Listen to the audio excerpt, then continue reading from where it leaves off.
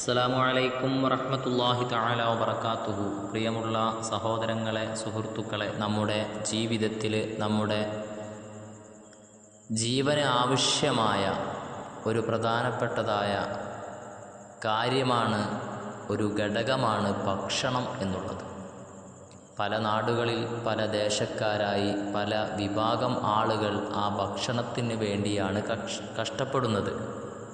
നമുക്ക് ഭക്ഷണം ഉണ്ടെങ്കിൽ പടച്ചവനോട് അൽഹംദുലില്ലാ എന്ന് നമ്മൾ പറയൽ വളരെ അത്യാവശ്യമായ കാര്യമാണ്. കാരണം ഒരു നേരത്തെ ഭക്ഷണത്തിന് വേണ്ടി അലയുന്ന ഒരുപാട് സഹോദര സഹോദരിമാർ, പ്രായം ചെന്നവർ, കുഞ്ഞുമക്കൾ, അവർ കഷ്ടപ്പെടുന്നു. പൊരുവെയിലത്ത് അല്ലെങ്കിൽ കഠിനമായ ചൂടാവട്ടെ, കഠിനമായ തണുപ്പാകട്ടെ, കാലാവസ്ഥകളുടെ വ്യതിയാനങ്ങൾക്കനുസരിച്ചുകൊണ്ട് അതൊന്നും വകവെക്കാതെ ഒരു നേരത്തെ ഭക്ഷണത്തിന് വേണ്ടി വിശപ്പകറ്റാൻ അന്യൻ്റെ മുന്നിൽ കൈനീട്ടുന്ന, അല്ലെങ്കിൽ മറ്റുള്ള വേസ്റ്റുകളോ അല്ലെങ്കിൽ അഴകിയതോ പഴകിയതോ ആയ ഭക്ഷണ പദാർത്ഥങ്ങൾ കഴിക്കുന്നൊരവസ്ഥ നാം പലപ്പോഴും പല ഭാഗങ്ങളിൽ വെച്ച് കാണാറുണ്ട്. അവരെ സംബന്ധിച്ച് നമ്മുടെ ജീവിതത്തെ നാം എത്തി നോക്കുമ്പോൾ നമുക്ക് സുഭിക്ഷമായ നല്ല സ്വാദുള്ള ഇഷ്ടാനുഭവങ്ങൾ അനുഭവിക്കാനുള്ള രീതിയിലുള്ള ഭക്ഷണം പടച്ച തമ്പുരാൻ നമുക്ക് തരുമ്പോൾ ആ ഭക്ഷണം തന്നതിന് പടച്ച റബ്ബിനോട് നാം അൽഹംദുലില്ലാ എന്ന് പറഞ്ഞ്, ശുക്ർ പറഞ്ഞ്, നന്ദി പറഞ്ഞ് അതൊന്ന് രേഖപ്പെടുത്തുക എന്നുള്ളത് വിശ്വാസിയുടെ കടമയാണ്.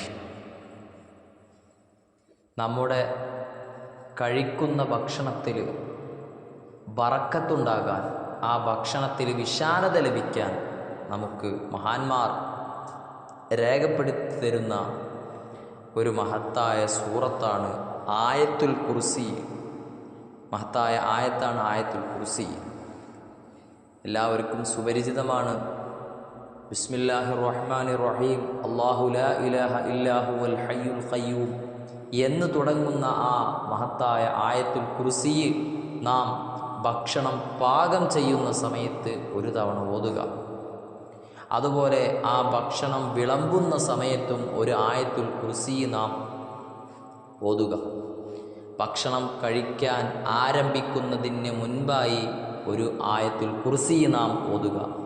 ഇങ്ങനെ ഓതിയാൽ നമ്മൾ ഉണ്ടാക്കുന്ന ഭക്ഷണത്തിൽ റബ്ബ് നമുക്ക് ഔദാര്യമായി തന്ന ആ അന്നത്തിൽ അള്ളാഹു വലിയ ബറക്കത്ത് നൽകുമെന്ന് മഹാന്മാരായ പണ്ഡിതന്മാർ നമ്മെ ഓർമ്മപ്പെടുത്തുകയാണ്. അതുപോലെ